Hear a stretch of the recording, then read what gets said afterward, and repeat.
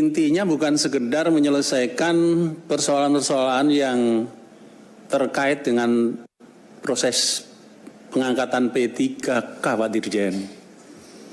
Tetapi seperti Pak Dirjen tulis di sini, mengapa dibuka seksi guru P3K? Salah satu dari 3 yang diangkat, seleksi guru ASN P3K adalah untuk membenahi perbaikan tata kelola guru dan penyelesaian isu guru honorer. Nah, saya kira di sini letaknya kita ini ingin menyelesaikan isu guru honorer. Nah, ada pertanyaan yang mendasar, apakah dengan pengangkatan P3K ini guru honorer, isu guru honorer bisa kita jawab? Ini yang harus kita jawab dengan jawaban yang mendasar, supaya tidak muncul lagi isu guru honorer. Nah, kita ini Pak, ini rapat-rapat panja juga dipantau oleh teman-teman guru honorer dan tenaga kependidikan juga. Yang arahnya dalam pembicaraan belakangan ini hanya berhenti pada pengangkatan P3K. Padahal mereka aspirasi mereka bukan P3K, tapi PNS gitu loh. Mereka mengharap PNS, bukan P3K. Sekarang ini dia sudah berstatus tenaga honorer dengan SK gubernur. Kalau cuma diangkat menjadi P3K dari honorer ke honorer berikutnya, ini yang mereka tidak inginkan. Yang dia inginkan adalah pengangkatan PNS. Nah, ada satu pertanyaan juga dari saya. Sebenarnya pernahkah kita bersimulasi? Ini sudah 3 menit ya. Lanjut ya. Sebenarnya kenapa pemerintah itu berat rasanya untuk menyelesaikan isu guru honorer ini dengan mengangkat mereka menjadi CPNS? Letak keberatannya di mana? Misalnya kemudian Kemendikbud mengumumkan tahun 2021 ada peluang untuk pengangkatan 1 juta CPNS. Kira-kira di mana letak keberatannya? Kalau pernah disampaikan bahwa CPNS dengan P3K itu nanti sama, gaji dan tunjangannya sama. Keberatannya di mana sebenarnya? Ini saya kira perlu penjelasan. Kalau kemudian sebenarnya sama, maka solusi penyelesaian isu guru honorer ini menurut saya yang paling tepat adalah pengangkatan mereka menjadi PNS, bukan P3K. Saya kira itu. Terima kasih. Assalamualaikum warahmatullahi wabarakatuh. Waalaikumsalam warahmatullahi wabarakatuh. Jadi bagi saya coba mulai geser juga. Saya geser oke lah. Coba saya rasionalisasi tentang P3K. Ternyata sampai hari ini pun afirmasi baru 75 poin. Sudah berapa kali kita rapat itu? Itu pun belum dilaksanakan. Berarti saya nggak yakin ada itikat baik gitu. Terkait dengan afirmasi aja nggak dian. Kemarin ada alasan kalau kita bongkar-bongkar SK lagi terkait dengan masa pengabdian ribet katanya. Gimana pemerintah menyatakan ribet? Nggak bisa begitu. Jadi mari kita buat opsi yang itu. Tadi saya lihat misalnya dari pengangkatan ASN mulai tahun 2008 sampai 2000 berapa itu. Semua diangkat ASN, tapi tiba-tiba setelah moratorium di tahun sekarang tidak ada ASN. Nah, ada tren baik sebelumnya tapi ada tren nggak baik. Nah, ini maksud saya, itikat baiklah. Jadi afirmasi saja sampai sekarang tentang apa? Tentang 3T saja. Sampai sekarang pun afirmasi masih itu aja. Nggak ada kemajuan pimpinan. Jadi menurut saya kembali kepada itu. Jadi sebenarnya yang diinginkan oleh yang kami perjuangkan ini adalah bagaimana kemudian teman-teman yang sudah mengabdi itu bisa diangkat menjadi PNS, itu titik. Nah, Kalau kemudian kita merasionalisasi, ayo, tapi bergerak, jangan diam gitu. Ini kan diam, 75 poin, 75 poin terus sampai sekarang nggak ada afirmasi lagi.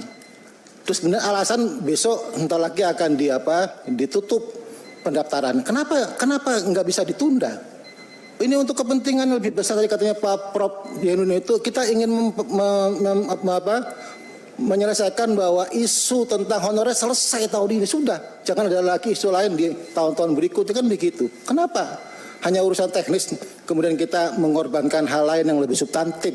Nah, saya pikir itu pimpinan. Terima kasih. Assalamualaikum warahmatullahi wabarakatuh.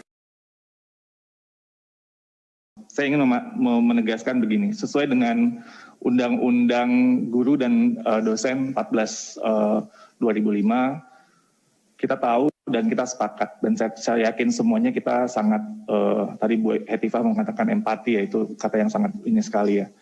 Guru ini adalah profesi yang mulia, profesi yang sangat terhormat, itu harus kita jaga.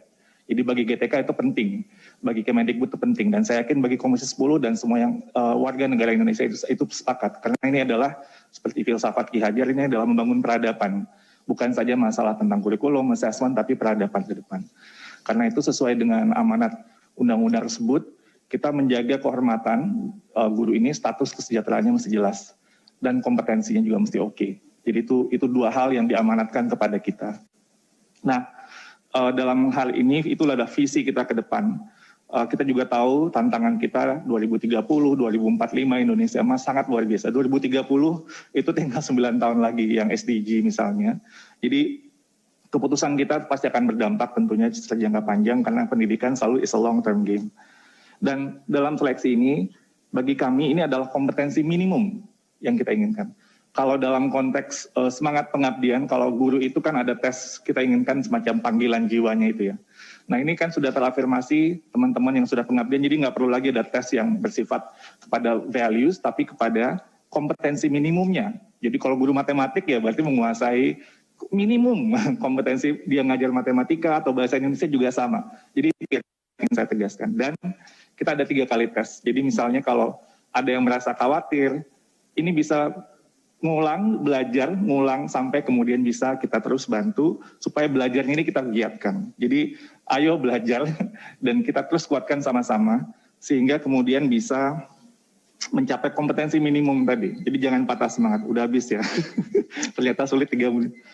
Oke, jadi kami juga sadar bahwa ini juga secara tata kelola perlu pembenahan, dan ini bukan kondisi yang ideal tentunya seperti yang sudah kami sampaikan beberapa, tapi ini one step progress ahead, dan itu yang ingin terus kita jaga momentum ini supaya kita bisa benahi sampai terjadi supply dan demand yang nantinya betul-betul baik. Lalu guru agama saya rasa sudah pernah kita sampaikan ya, itu difasilitasi sesuai dengan koordinasi kita dengan Kementerian Agama. Lalu tentang tenaga kependidikan juga sudah kita sampaikan, mungkin kemarin juga sudah sempat dibahas, bahwa ini adalah next step kita untuk kita formasi untuk P3K untuk tenaga pendidikan, tapi harus ada pembicaraan dengan Pan RB, tapi ini bagian dari apa rencana kita selanjutnya. Lalu saya rasa itu, Sosialisasi tadi saya ingin mengklarifikasi bahwa memang ada 5 tempat sosialisasi pada waktu itu, tapi itu Pemdanya dikumpulin gitu. Jadi bukan berarti hanya di daerah itu saja, dan juga seperti yang disampaikan kemarin bahwa tidak ada korelasi Pemda yang kemudian tidak hadir tapi tidak mengajukan formasi. Jadi banyak sekali Pemda yang tidak hadir tapi mengajukan formasi, tapi justru ada Pemda yang hadir yang tidak mengajukan formasi. Identifikasi masalah seperti yang disampaikan sebelumnya juga oleh Mas Menteri termasuk bahwa kekhawatiran tentang anggaran ini yang menjadi keengganan Pemda untuk mengajukan formasi sesuai dengan kebutuhan. Mungkin itu yang bisa saya sampaikan. Bu Hetifah, ini tadi masukan untuk tunjangan yang kedepannya, ini sangat baik sekali, terima kasih Bu Hetifah. Dan tentunya sekali lagi, kita berjuang untuk profesionalisme guru kita, supaya kesejahteraannya semakin baik, supaya kompetensinya juga semakin baik, dan minimum kompetensi termasuk untuk daerah-daerah yang betul-betul membutuhkan guru-guru kita yang akan melayani anak-anak kita, yang tentunya ini jadi tujuan kita pada akhirnya. Jadi itu yang mungkin perlu kita lihat bahwa guru akan juga menentukan nasib bangsa kita ke depan, dan ini kita perlu perjuangkan bersama-sama. Jadi mungkin itu tambahan dari saya. Terima kasih. Assalamualaikum warahmatullahi wabarakatuh.